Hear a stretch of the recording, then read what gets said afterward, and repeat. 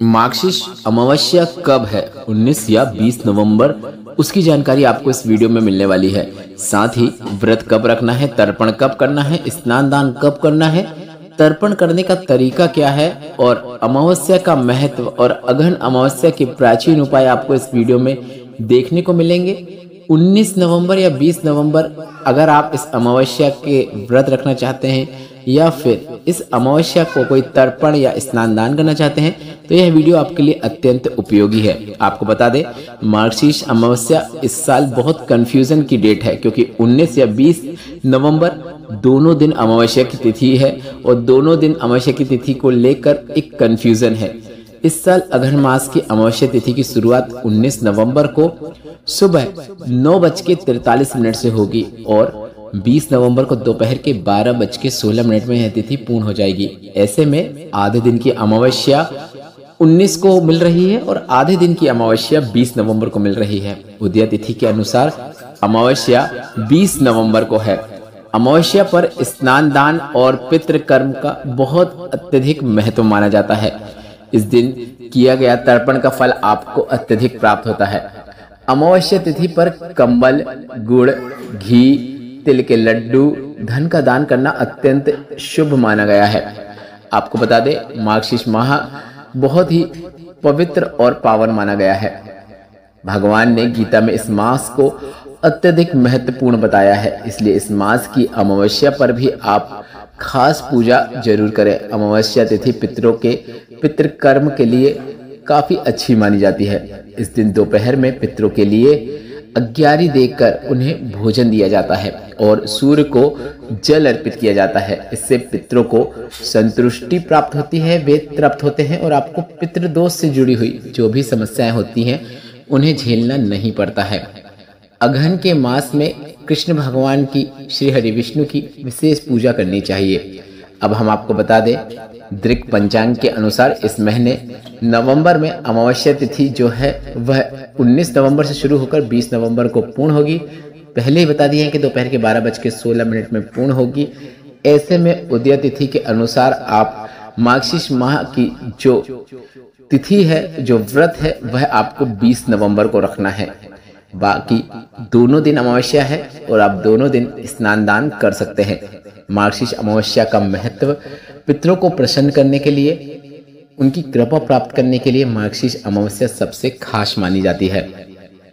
हिंदू धार्मिक मान्यताओं के अनुसार जो अपने पितरों की मोक्ष प्राप्ति और उनके आशीर्वाद के लिए कुछ करना चाहते हैं तो मार्गशीर्ष माह की अमावस्या को उन्हें उपवास रखकर पूजन अर्चन जरूर करना चाहिए। साथ ही मार्गशीर्ष अमावस्या पर पितरों के निमित्त तर्पण और श्राद्ध करना भी काफी लाभदायक माना जाता है। अब तर्पण की जो सरल विधि है वह भी समझ लीजिए। अमावस्या के दिन सुबह स्नान करने के बाद साफ कपड़े आपको पहन लेना है। इसके बाद उत्तर दिशा या फिर पूर्व दिशा की ओर मुख करके आपको बैठ जाना है। एक लोटे में साफ जल लेकर उसमें चावल और तिल मिलाना है और जल को उत्तर दिशा में अर्पित करना है। पितरों का नाम ध्यान करना है और उनकी आत्मा की शांति की प्रार्थना भगवान से करना है। तर्पण करने के बाद दीपक प्रज्वलित करना है। पूर्वजों को भोग अर्पित करना है। अपनी श्रद्धा के अनुसार गरीब लोगों को या फिर मंदिर में अन्न धन का दान जरूर करना है। अब अमावस्या के दिन आप कौन से विशेष उपाय कर सकते हैं वह भी आप समझ लीजिए। अमावस्या के दिन आपको दीपक प्रज्वलित करना है। घर के ईशान कोण मतलब उत्तर पूर्व दिशा में एक घी का दीपक आपको लगाना है और इसे सूर्यास्त तक आपको जलने देना है। फिर शाम को दक्षिण दिशा में एक सरसों के तेल का दीपक प्रज्वलित करना है। इस बात का ध्यान रखें कि इस दीपक में आपको काला तिल डालना है। इसके बाद ही यह दीपक प्रज्वलित करना है। अर्थात आपको इस अमावस्या में 2 दीपक जरूर प्रज्वलित करना है। एक सूर्यास्त के समय सूर्यास्त तक चलने देना है और दूसरा सूर्यास्त होने के बाद आपको दक्षिण दिशा की ओर करके सरसों के तेल का दीपक प्रज्वलित करना है। सभी दीपक जो रहेंगे वह आपको प्रदोष काल में ही प्रज्वलित करने होते हैं। इसके साथ ही पितरों के लिए अगर आप कुछ करना चाहते हैं तो पितरों को खुश करने के लिए, पितरों का आशीर्वाद प्राप्त करने के लिए काफी सरल और आसान उपाय कर सकते हैं। पीपल के पेड़ पर आपको जल अर्पित करना है और काले तिल अर्पित करना है। आप जल में भी काले तिल मिला के अर्पित कर सकते हैं। शाम को पीपल के पेड़ के नीचे आपको दीपक प्रज्वलित करना है।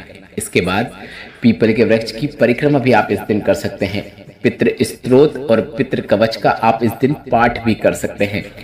आपको ऐसा करने से शुभ फल की प्राप्ति होती है, पितरों का आशीर्वाद प्राप्त होता है, घर में कभी भी कोई कार्य अटकते नहीं हैं, सभी कार्य पूर्ण होते चले जाते हैं।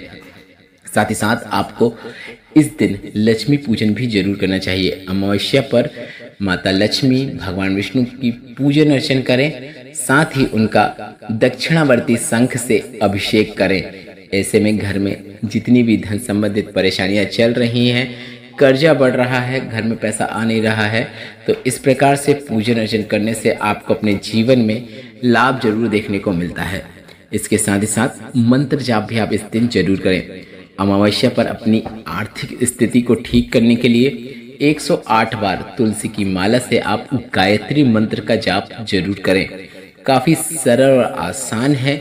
108 बार यह आप अपने घर पर ही करेंगे तो भी आपको शुभ फल की प्राप्ति होगी। इसके साथ ही गुरुजी पंडित प्रदीप मिश्रा जी ने एक ऐसा उपाय बताया है जिसे आप किसी भी अमावस्या की तिथि पे कर सकते हैं। वह उपाय भी आप इस अमावस्या की तिथि पर जरूर करें। आपको पीला चंदन लेकर भोलेनाथ के मंदिर में पहुंच जाना है और भोलेनाथ के मंदिर में पहुंचने के बाद पीले चंदन की 7 बिंदियां आपको 7 अलग अलग स्थानों में लगाना है। किन किन स्थानों में लगाना है, कैसे लगाना है, आप वीडियो में देखकर समझ सकते हैं। बिंदी लगाने के लिए आप पीला चंदन का उपयोग कर सकते हैं। पहली बिंदी जो रहेगी वह गणेश भगवान के स्थान पर रहेगी। दूसरी बिंदी शरण कार्तिकेय भगवान के स्थान पर आपको लगाना है। तीसरी बिंदी आपको माता अशोक सुंदरी के स्थान पर लगाना है। चौथी बिंदी आपको शिवलिंग के ऊपर जो जलाधारी बंधी होती है उसमें लगाना है। अगर शिवलिंग के ऊपर जलाधारी नहीं बंधी है तो शंकर भगवान की 5 बेटियां जया, विषहरा, शाबली वाली, 2 तली देव, इनका नाम लेते हुए आप चौथी बिंदी शिवलिंग पे लगा सकते हैं। पर अगर ऊपर जलाधारी बंधी है तो ऊपर बंधी हुई जलाधारी में चौथी बिंदी लगाएं। 5वीं बिंदी आप शिवलिंग में जो माता पार्वती के हस्तकमल है, शिवलिंग का जो कटीय भाग है, वहां पे 5वीं बिंदी आप लगा दें। 6वीं बिंदी नंदी भगवान जो भोलेनाथ के मंदिर में बैठे रहते हैं, उनके दोनों सींगों में आपको 6वीं बिंदी लगा देना है, मतलब 2 बिंदी लगेंगी 6वीं बिंदी में। इसके बाद 7वीं और अंतिम बिंदी जो रहेगी उसे आपको शिवलिंग पे लगा देना है। यह उपाय करने से आपको आपके पितरों के आशीर्वाद के साथ साथ भोलेनाथ का भी आशीर्वाद प्राप्त होता है। जीवन में जितने भी दुख तकलीफ कष्ट चल रहे हैं वे सभी दूर हो जाते हैं और आपको अपने जीवन में उन्नति देखने को मिलती है। काफ़ी सरल और आसान उपाय है, एक बार शॉर्ट में आपको बता देता हूँ। पहली गणेश भगवान, दूसरी शरण कार्तिकेय, तीसरी माता सुख सुंदरी, चौथी शिवलिंग के ऊपर बंधी हुई जलाधारी नहीं तो शिवलिंग, 5वीं माता पार्वती के हस्तकमल, 6वीं नंदी भगवान के दोनों सींगों में, 7वीं और अंतिम बिंदी शिवलिंग पे। इस प्रकार से उपाय करेंगे, लाभ जरूर देखने को मिलेगा। वीडियो में बताई गई जानकारी संबंधित जितने भी प्रश्न है वे सभी प्रश्न आप कमेंट बॉक्स के लिए पूछ सकते हैं। मेरे द्वारा दी गई जानकारी अगर आपको थोड़ी सी भी उपयोगी लगी है तो वीडियो को लाइक करके कमेंट बॉक्स में श्री शिवाय नमस्तुभ्यम या फिर जय श्री कृष्ण जरूर टाइप करें।